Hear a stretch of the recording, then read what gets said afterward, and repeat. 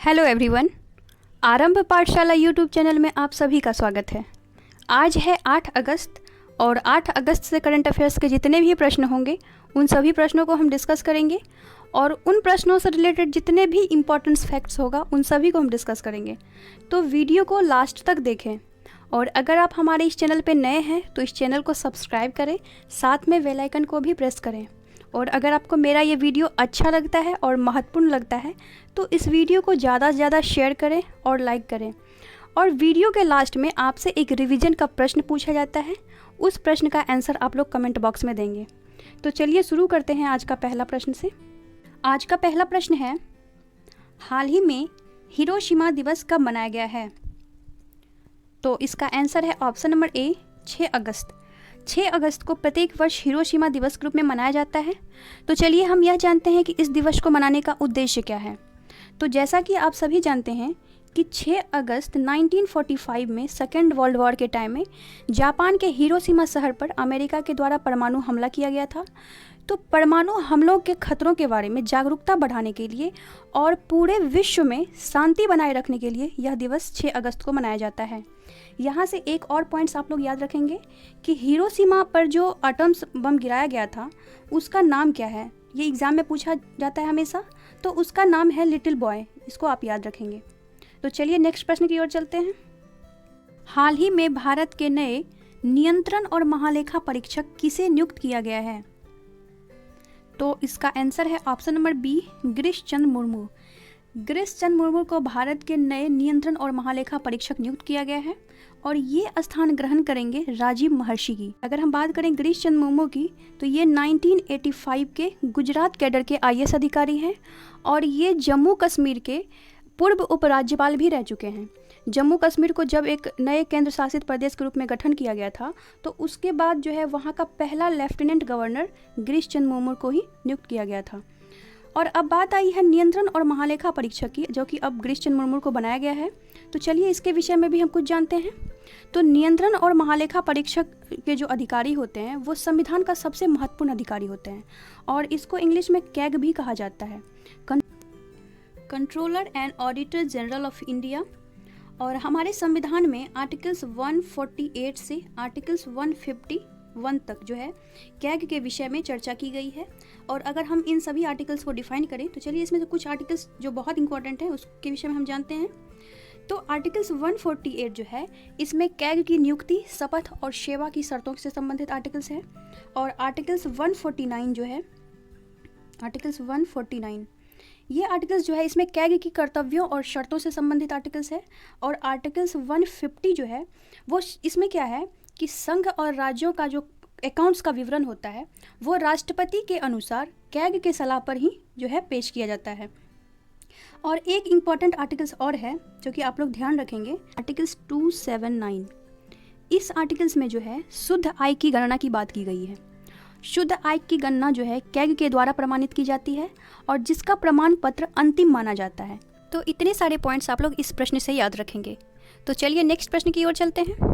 हाल ही में सेबी के चेयरमैन अजय त्यागी का कार्यकाल कितने महीनों के लिए बढ़ाया गया है? तो इसका आंसर है ऑप्शन नंबर ए 18 महीने। सेबी के जो प्रेजेंट टाइम में चेयरमैन है अजय त्यागी, उनका कार्यकाल को 18 महीनों के लिए बढ़ा दिया गया है। और अब बात आई है सेबी की, तो चलिए इसके बारे में हम जानते हैं। इसका फुल फॉर्म है security and exchange board of India. इसकी स्थापना 12 अप्रैल 1992 में की गई थी और इसका हेडक्वार्टर जो है वो मुंबई में है। तो चलिए नेक्स्ट प्रश्न की ओर चलते हैं। हाल ही में अंतर्राष्ट्रीय क्रिकेट में सर्वाधिक छक्के लगाने वाले खिलाड़ी इयोन मॉर्गन का संबंध किस देश से है? तो इसका आंसर है option number A England. Eoin Morgan जिनका संबंध इंग्लैंड से है वो अंतर्राष्ट्रीय क्रिकेट में सर्वाधिक छक्के लगाने वाले प्लेयर बन गए हैं। अब तक इंटरनेशनल क्रिकेट में सर्वाधिक छक्के लगाने वाले महेंद्र सिंह धोनी थे और अब महेंद्र सिंह धोनी को पीछे छोड़ते हुए इयोन मॉर्गन ने पहले स्थान को प्राप्त किया है।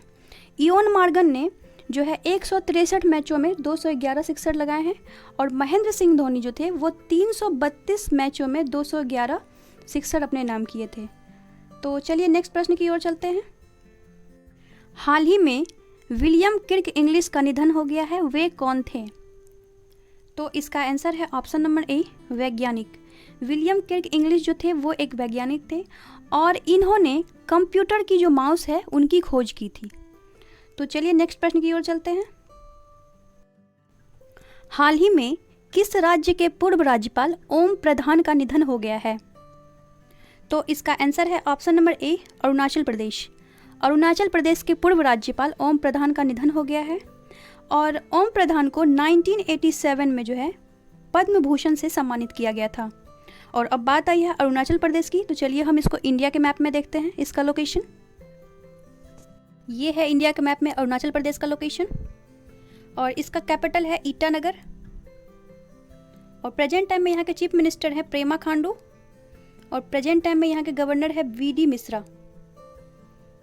और अरुणाचल प्रदेश में जो विधानसभा की सीटों की संख्या है वो है 60 और लोकसभा की सीटों की संख्या है 2 और राज्यसभा की सीटों की संख्या है 1। तो चलिए नेक्स्ट प्रश्न की ओर चलते हैं। हाल ही में अमेरिका का पहला अश्वेत एयरफोर्स चीफ किसे नियुक्त किया गया है? तो इसका आंसर है option number A, Charles Q brown. Charles Q brown को अमेरिका का पहला अश्वेत एयरफोर्स चीफ नियुक्त किया गया है। तो अब बात आई है अमेरिका की, तो चलिए इसको हम वर्ल्ड मैप में देखते हैं। ये है अमेरिका का लोकेशन और इसका जो कैपिटल है वो है वॉशिंगटन डीसी। प्रेजेंट टाइम में यहाँ के प्रेसिडेंट है डोनाल्ड ट्रंप और प्रेजेंट टाइम में यहाँ के जो प्राइम मिनिस्टर है वो है जस्टिन ट्रूडो।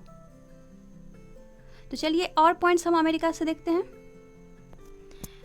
यहाँ है कनाडा और ये है अमेरिका।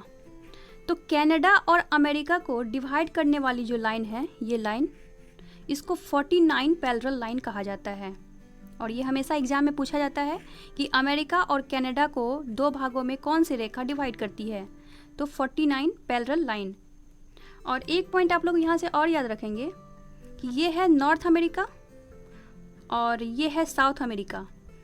नॉर्थ अमेरिका और साउथ अमेरिका को अलग करने वाली जो यहाँ पे जल संधि है उसका नाम है पनामा जल संधि। आप लोग इसे याद रखेंगे। तो चलिए नेक्स्ट प्रश्न की ओर चलते हैं। हाल ही में किस केंद्र शासित प्रदेश ने ई ज्ञान मित्र नामक एक ऐप लॉन्च किया है? तो इसका आंसर है ऑप्शन नंबर बी, दादर एवं नगर हवेली। दादर एवं नगर हवेली में एक ई ज्ञान मित्र नामक एप्लीकेशन लॉन्च किया गया है। तो चलिए नेक्स्ट प्रश्न की ओर चलते हैं। हाल ही में किस राज्य सरकार ने सभी स्कूलों की गुणवत्ता का आकलन करने के लिए एक सर्वेक्षण करने की घोषणा की है? तो इसका आंसर है option number A, Punjab. Punjab सरकार ने स्कूलों की गुणवत्ता के आकलन करने के लिए एक सर्वेक्षण करने की घोषणा की है और इसके तहत एक क्विज कंपटीशन करवाई जाएगी और इसके आधार पर जितने भी गवर्नमेंट या फिर गवर्नमेंट फंडिंग स्कूल्स हैं उन सभी की गुणवत्ता को चेक किया जाएगा। और अब बात आई है पंजाब की, तो चलिए हम इसको इंडिया के मैप में देखते हैं पंजाब का लोकेशन। ये है इंडिया के मैप में पंजाब का लोकेशन और इसका जो कैपिटल है वो है चंडीगढ़ और प्रेजेंट टाइम में जो यहाँ के चीफ मिनिस्टर है वो है अमरिंदर सिंह और प्रेजेंट टाइम में जो यहाँ के गवर्नर है वो है वीपी सिंह बदनौर। तो चलिए नेक्स्ट प्रश्न की ओर चलते हैं। तो फ्रेंड्स, ये है आज का अंतिम प्रश्न। हाल ही में भारत में राष्ट्रीय हथकरघा दिवस कब मनाया गया है? तो इसका आंसर है ऑप्शन नंबर ए, 7 अगस्त। 7 अगस्त को भारत में राष्ट्रीय हथकरघा दिवस के रूप में मनाया जाता है और यह दिवस पहली बार 2015 में केंद्र सरकार के द्वारा मनाया गया था। तो चलिए हम यह जानते हैं कि इस दिवस को मनाने का उद्देश्य क्या है। तो इस दिवस को मनाने का उद्देश्य है देश के सामाजिक व आर्थिक विकास में हैंडलूम्स की योगदान को उजागर करना और बुनकरों की आय को वृद्धि करना इस दिवस को मनाने का उद्देश्य है। तो चलिए कल के रिवीजन के प्रश्न की ओर चलते हैं। कल के रिवीजन के प्रश्न का आंसर है ऑप्शन नंबर बी, बिहार। और जिन लोगों का answer option number B Bihar था उन सभी का आंसर सही है। तो चलिए हम आज के रिवीजन के प्रश्न की ओर चलते हैं और आज का रिवीजन का प्रश्न है, हाल ही में जम्मू कश्मीर के नए लेफ्टिनेंट राज्यपाल किसे नियुक्त किया गया है?